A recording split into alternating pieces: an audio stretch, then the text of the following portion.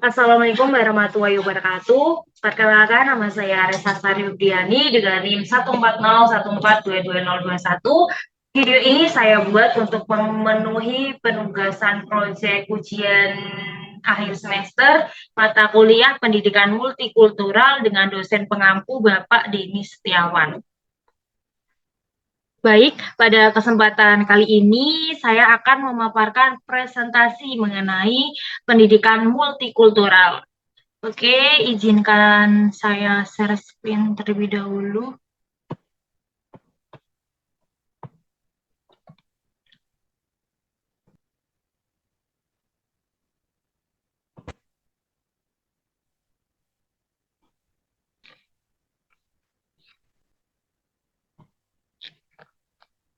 Oke, saya akan memaparkan mengenai pendidikan multikultural. Next. Oke, baik. Sebelum kita mengenal mengenai pendidikan multikultural, kita harus tahu hakikat kebudayaan. Nah, budaya atau kebudayaan berasal dari bahasa Sanskerta, yaitu budaya yang merupakan bentuk jamak dari budi atau budi artinya budi atau akal, diartikan sebagai hal-hal yang berkaitan dengan budi dan akal manusia. Nah, ada komponen kebudayaan. Yang pertama, materi. Materi itu dapat dilihat atau berbentuk fisik. Kemudian yang kedua, non materi itu adalah tidak dapat dilihat atau non fisik. Oke, next. Kemudian untuk yang selanjutnya itu ada unsur-unsur budaya menurut Eddie Taylor. Nah, unsur budaya yang pertama ada pengetahuan, keyakinan, seni, moral, hukum, adat istiadat, atau tingkah laku. Nah, kemudian untuk yang kedua itu ada unsur-unsur budaya menurut Kluckhen. Nah, yang pertama itu sistem mata pencahariaan. Nah, sistem mata pencahariaan itu ada kayak berburu, bertani, berdagang, atau lainnya. Kemudian ada bahasa, kemudian ada kesenian, kemudian religi. Next.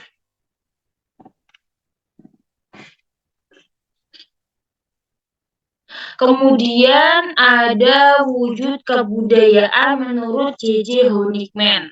Nah, yang pertama itu ada ide atau abstrak. Nah, ide itu adalah pemikiran setiap budaya, nilai-nilai, acuan atau pedoman. Kemudian aktivitas. Aktivitas itu tindakan. Nah, yang dimaksud aktivitas ini itu sistem sosial yang terbentuk oleh kebutuhan bersama. Kemudian ada artefak atau yang terakhir ini artefak yaitu benda berwujud nyata dan sangat cepat perubahannya. Oke, untuk yang selanjutnya ada wujud kebudayaan menurut Koenjanegrat. Nah, yang pertama itu wujud ideologis atau pemikiran. Yang kedua ada sistem gagasan, kemudian yang ketiga ada wujud tingkah laku, yang terakhir ada artefak. Artefak itu kayak seperti yang sebelumnya, yang wujud kebudayaan menurut J.J. Honigman ini, yaitu benda berwujud nyata dan sangat cepat perubahannya. Oke, next. Untuk yang selanjutnya yaitu mengenai ciri sistem sosial. Nah, ciri sistem sosial itu ada apa saja? Yang pertama, bentuknya konkret. Konkret itu yang dimaksud nyata. Kemudian perwujudan dari ide-ide yang dipikirkan oleh manusia. Kemudian relatif mudah berubah. Yang terakhir bisa diobservasi. Oke, untuk yang selanjutnya mengenai isi dari kebudayaan. Nah, isi dari kebudayaan itu apa saja sih? Nah, yang pertama, ajaran tentang keyakinan, kemudian kebudayaan itu sendiri, kemudian etos, kemudian nilai budaya itu ada primer, sekunder, tersier, dan yang terakhir ada pandangan hidup. Oke, next. Kemudian kita akan membahas pendidikan multikultural, yaitu pada pokok pembahasan kali ini mengenai pendidikan multikultural. Nah, di dalam pendidikan multikultural ini ada muatannya, yaitu ada bahasa, ras, usia, gender, status sosial, status ekonomi, berkebutuhan khusus. Oke. Untuk yang selanjutnya yaitu kita akan membahas mengenai pluralisme. Nah, pluralisme itu apa? Pluralisme itu ada keberagaman, toleransi, dialog, dan komunikasi, kesetaraan, menghargai, hukum, pendidikan. Nah, kemudian ada multikultural. Nah, multikultural itu adalah lebih kaya dari pluralisme, yaitu keadilan dan persamaan hak. Oke, next. Untuk yang selanjutnya yaitu pendidikan multikultural menurut James Bank. Nah, menurut James Bank pada gambar ini adalah toko James Bank, bisa dilihat. Nah, menurut James Bank sendiri itu pendidikan multikultural yaitu yang pertama itu rangkaian kepercayaan. Nah, yang kedua keragaman etnis, yang ketiga persoalan individu, yang keempat kelompok, yang terakhir gaya hidup. Oke, next. Nah, untuk yang selanjutnya kita akan membahas mengenai fungsi pendidikan multikultural. Tadi ada pengertian dari multikultural, selanjutnya kita akan membahas mengenai fungsi pendidikan multikultural. Oke, yang pertama itu memberi konsep diri yang jelas, kemudian yang kedua memberi pemahaman mengenai etnis lainnya, yang ketiga memahami bahwa konflik budaya itu sangat umum terjadi, yang keempat membantu memberikan pertimbangan dan membuat keputusan, yang kelima, mengenal keberagaman dalam penggunaan bahasa. Yang terakhir, mempengaruhi perubahan sosial. Oke, next. Nah, untuk selanjutnya tadi ada fungsi, kemudian yang sekarang ada tujuan pendidikan multikultural. Nah, tujuan dari pendidikan multikultural itu yang pertama, pengembangan literasi, etnis, dan budaya.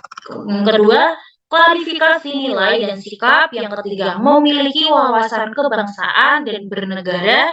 Yang terakhir, memiliki wawasan lintas budaya. Oke, next.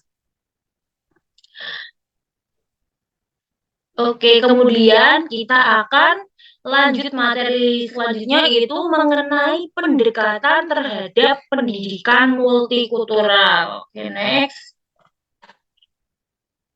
Tadi kan sudah dijelaskan pendidikan multikultural menurut James Bank. Nah, sekarang pendekatan terhadap pendidikan multikultural menurut James Bank juga dapat diartikan yang pertama yaitu kontribusi ya. Kontribusi itu apa? Nah, kontribusi itu mengenal latar belakang pahlawan atau etnis. Kemudian ada aditif. Nah, aditif itu apa sih? Aditif itu memperkenalkan keberagaman budaya. Kemudian yang ketiga ada transformasi. Nah, transformasi ini memuat konsep, isu, dan problem atau tema dan beberapa perspektif lainnya. Kemudian yang terakhir ada aksi sosial. Nah, aksi sosial ini itu mencakup elemen dari pendekatan transformasi ini. Nah, dia itu mencakup elemen dari pendidikan transformasi itu mencakup ada konsep, isu, problem kayak masalah-masalah itu. Nah, pastinya berbagai perspektif yang berbeda. Oke, next. Kemudian untuk yang selanjutnya kita akan membahas mengenai problem pendidikan multikultural di Indonesia. Nah, problem pendidikan multikultural di Indonesia itu ada dari faktor geografi, kemudian ada faktor demografi, kemudian ada faktor sosial, kemudian yang terakhir ada faktor ekonomi. Untuk kita lebih paham mengenai problem pendidikan multikultural, kita next aja. Oke, untuk yang selanjutnya ini dari problem pendidikan multikultural itu ada dua. Dari problem kemasyarakatan, yang kedua ada problem pelaksanaan pembelajaran pendidikan multikultural. Next. Oke, untuk yang selanjutnya kita akan membahas mengenai problem kemasyarakatan. Nah, problem kemasyarakatan ini terdiri dari identitas budaya daerah yang beragam, kemudian perpindahan otonomi pusat ke daerah, kemudian kurang kokohnya nasionalisme, kemudian munculnya fanatisme yang berlebihan, kemudian munculnya konflik kesatuan nasional dan multikultural, yang terakhir kesejahteraan ekonomi tidak merata. Nah, untuk yang selanjutnya kita akan membahas mengenai problem pelaksanaan pembelajaran pendidikan multikultural. Nah, di dalam problem pelaksanaan pembelajaran pendidikan multikultural itu yang pertama itu guru kurang mengenal budaya masing-masing.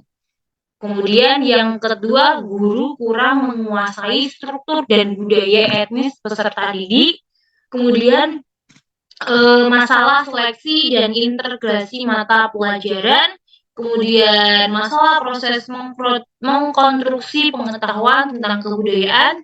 Kemudian mengurangi masalah prasangka dalam pembelajaran kebudayaan. Kemudian masalah kesetaraan pedagogik. Kemudian keberpihakan media. Nah, keberpihakan media itu memuat berita tentang tidak berimbang, kemudian informasi tidak efektif, kemudian berita berlebihan atau kesediaan luar biasa tidak diberitakan. Nah, baik untuk yang selanjutnya yaitu stereotipe. Nah, stereotipe itu apa sih? Nah, stereotipe itu bisa diartikan sebagai sosial dan personal. Nah, jadi stereotipe itu adalah kelompok masyarakat pada daerah tertentu, satu orang diasumsikan menjadi sekelompok orang. Nah, stereotipe ini karakteristik perilaku orang lain atau suku lain yaitu tampilannya visual. Nah, menurut Newston dan Brown mengenai stereotipe yaitu yang pertama karakter, identitas atau kebiasaan, yang kedua bentuk atau sifat yang turun-temurun, yang ketiga generalisasi sikap dan sifat satu etnis tertentu. Nah, kemudian kita akan membahas mengenai etnosontis. Nah, etnosontis itu apa sih? Nah, etnosontis ini pada tahun 1906 oleh William Graham Sumner itu dia membahas artinya itu cenderung individualistik. Nah, individualistik itu apa? Yaitu mengenai kebutuhan sosial, kemudian mengenai sikap, kemudian pola yang terbentuk dari daerah tersebut. Oke, untuk yang terakhir kita akan membahas mengenai rasisme.